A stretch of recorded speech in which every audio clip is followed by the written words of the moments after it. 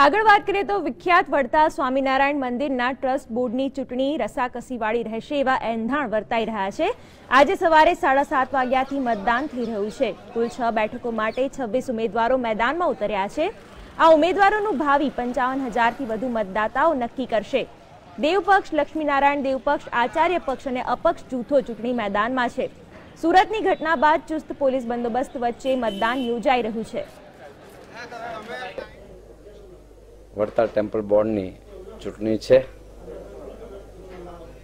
આ ચૂંટણીના દિવસે અમારો એટલો સંદેશ છે કે અમે ખૂબ ન્યાયથી અને ખૂબ શાંતિથી ચૂંટણી પૂર્ણ થાય એવી તમામ સંતો, પાર્ષદો, ભક્તો અને મતદાતાઓની પરમ ફરજ છે કે જેને કારણે આ વડતાલ સંસ્થા છે એની આધ્યાત્મિકતા અને એની ગરિમા જળવાઈ રહે।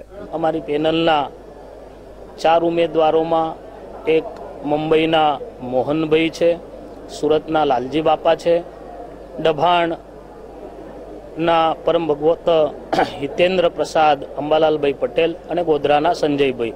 આ રીતે લક્ષ્મીનારાયણ દેવ પક્ષની આ 7 જણની પેનલ છે। અમને વિશ્વાસ છે વર્ષોથી આ મંદિરનો વહીવટ લક્ષ્મીનારાયણ દેવ પક્ષની પેનલ કરતી આવી છે। વડતાલ સ્વામિનારાયણ મંદિરની ટ્રસ્ટી બોર્ડનું ચૂંટણી છે। આજે મતદાન હોય 2 ડીવાયએસપી સાહેબ, 7 પીઆઈ, 20 પીએસઆઈ અને 240 પોલીસ તેમજ એસઆરપીના જવાનો બંદોબસ્ત ચાલુ છે અને મતદાન શાંતિપૂર્વક ચાલુ છે। તો અનિચ્છનીય બનાવ